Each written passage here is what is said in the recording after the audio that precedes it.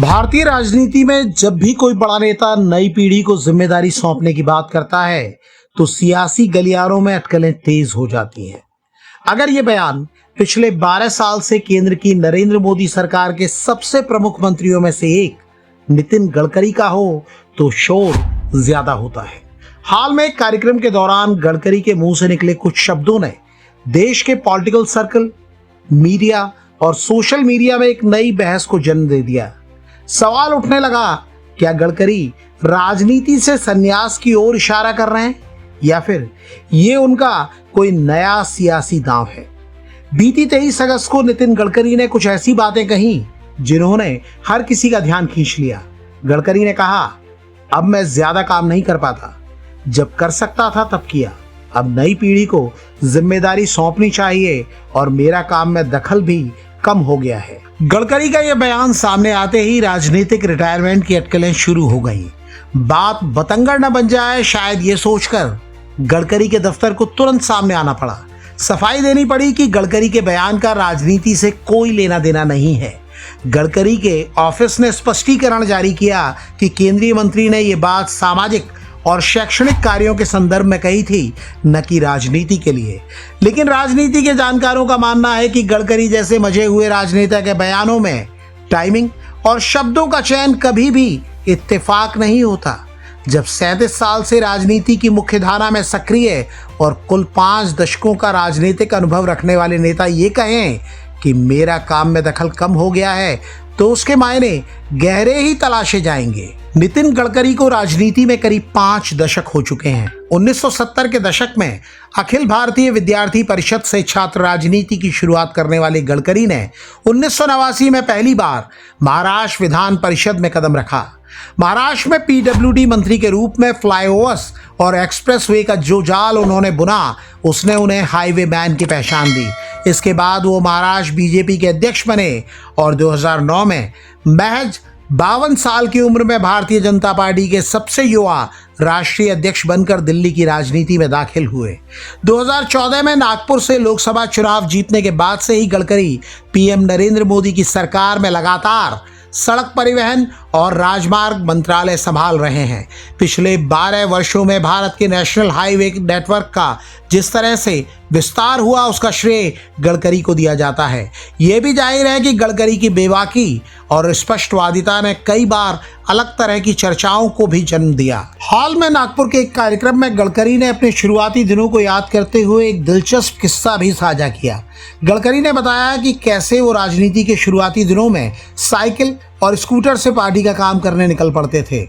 गडकरी बोले, उस समय हमारी पहचान के एक व्यक्ति के पास एम्बेसडर कार थी। जब भी पार्टी के बड़े नेता एयरपोर्ट आते थे तो उनके आने जाने की व्यवस्था हो सके, इसलिए हमने उस कार मालिक को ही पार्टी का अध्यक्ष बना दिया था। गडकरी को जानने वाले दावा करते हैं कि उनका ये बेबाक अंदाज ही उन्हें राजनीति में दूसरों से अलग बनाता है, तो ये कई बार विवाद की वजह भी बन जाता है। याद ये भी दिलाया जा रहा है कि हालिया वर्षों में गडकरी अपनी हेल्थ और सार्वजनिक जीवन की चुनौतियों को लेकर भी अक्सर चर्चा में रहे हैं। कुछ वर्ष पहले कुछ मौकों पर गडकरी सार्वजनिक रूप से हेल्थ की वजह से अचानक असहज होते दिखे या कथित तौर पर बेहोशी जैसी स्थिति में घिरे, तब भी चर्चाएं हुई। रिपोर्टों के मुताबिक 7 दिसंबर 2018 को अहमदनगर के महात्मा फुले कृषि विद्यापीठ के दीक्षांत समारोह में गडकरी अचानक लड़खड़ाए। तब तत्कालीन राज्यपाल सी विद्यासागर राव ने उन्हें संभाला था। रिपोर्टों के मुताबिक 24 अप्रैल 2024 को महाराष्ट्र में लोकसभा चुनाव प्रचार के दौरान भाषण देते वक्त गडकरी मंच पर कुछ पल के लिए बेहोश से हो गए थे। थोड़ी देर में वो ठीक हुए और अपना भाषण पूरा किया। बीते कुछ महीनों में नितिन गडकरी का नाम एक विवाद से भी जुड़ा। ये मामला है पेट्रोल में 20% एथेनॉल ब्लेंडिंग यानी E20 फ्यूल का। सोशल मीडिया पर AI generated deep fake videos के जरिए ये अफवाह फैलाई जाने लगी कि गडकरी और उनका परिवार इस नीति का गलत फायदा उठा रहा है और करोड़ों रुपए कमा रहा है। स्थिति ये हो गई कि गडकरी को बॉम्बे हाई कोर्ट का दरवाजा खटखटाना पड़ा। अपनी याचिका में गडकरी ने कहा कि पेट्रोल में एथेनॉल मिलाने या E20 पॉलिसी में उनकी कोई भूमिका नहीं है। ये प्रोजेक्ट केंद्रीय पेट्रोलियम और प्राकृतिक गैस मंत्रालय का है। गडकरी ने कोर्ट से गुहार लगाई कि मेटा एक्स और गूगल जैसे प्लेटफॉर्म्स पर चल रहे फर्जी और दुर्भावनापूर्ण कंटेंट को हटाया जाए। कोर्ट ने उन्हें डिजिटल कंटेंट के खिलाफ कार्रवाई करने और सिविल सूट दायर करने की इजाजत दे दी। भारत में E20 पेट्रोल को लेकर आम लोगों के बीच से भी कई सवाल और विरोध की आवाजें उठ रही हैं। खासकर 2023 के पहले बनी गाड़ियों के मालिकों की शिकायत है कि इस फ्यूल से गाड़ियों का माइलेज कम हो रहा है, इंजन के पार्ट्स खराब हो रहे हैं और मेंटेनेंस का खर्चा बढ़ गया है।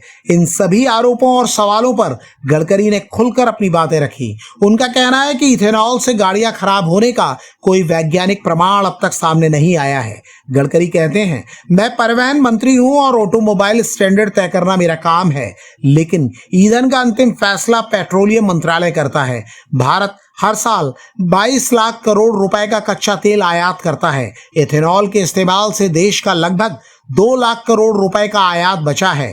पराली और गन्ने से बने एथेनॉल से किसानों की जेब में पैसा गया है और दिल्ली जैसे शहरों में 40% तक फैलने वाला गाड़ियों का प्रदूषण कम हुआ है।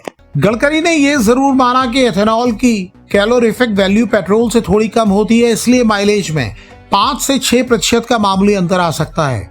खुद और परिवार पर लगने वाले आरोपों पर गडकरी का रुख हमेशा आक्रामक रहा है। जब आरोप लगा कि उनके बेटों की कंपनियों को फायदा पहुंचाने के लिए एथेनॉल नीति को बढ़ावा दिया जा रहा है, तो गडकरी बोले, मेरा दिमाग 200 करोड़ रुपए प्रति महीने का है।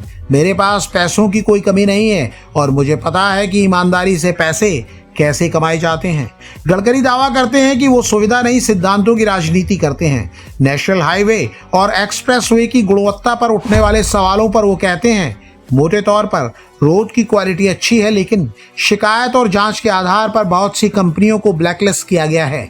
आजकल ठेकेदारों की रेटिंग होती है, अभी रेटिंग की लिस्ट भी प्रकाशित होने वाली है। जानकार दावा करते हैं कि 2024 के पहले गडकरी को पीएम नरेंद्र मोदी की सरकार का बेस्ट मंत्री बताया जाता था, लेकिन 2024 के बाद अचानक वो कई विवादों में घिरे और हाल में कई बार अटकलें लगाई गई कि उनका मंत्रालय तक बदला जा सकता है। गडकरी से राजनीतिक विरोधियों से जोड़कर देखते हैं। दावा किया जाता है कि कुछ विरोधी पार्टी के अंदर भी हैं, लेकिन इस बीच एक ऐसा बयान आना जहां लगे कि गडकरी संन्यास का संकेत दे रहे हैं, तो चर्चाएं होना अजूबा नहीं है। जानकार याद दिलाते हैं कि गडकरी अक्सर कहते हैं कि वो सत्ता के लिए नहीं, बल्कि समाज और राष्ट्र निर्माण के लिए राजनीति में आए हैं। ऐसे में सवाल ये है कि क्या गडकरी वाकई सक्रिय राजनीति से अलग होने की जमीन बना रहे हैं, या फिर ये आलोचकों को चुप कराने की रणनीति है। ऑफिस की सफाई से साफ है कि वो तुरंत राजनीति नहीं छोड़ रहे, लेकिन जानकारों को लगता है कि उनका बयान हवा का रुख भांपने की कोशिश हो सकता है। गडकरी की चर्चा भले ही साफ गोई के लिए होती हो, लेकिन वो हैं तो एक राजनेता जो कई बार इशारों के जरिए भविष्य की राह तलाशने की कोशिश करते हैं। आपकी क्या राय है? कमेंट करके हमें बताइएगा जरूर।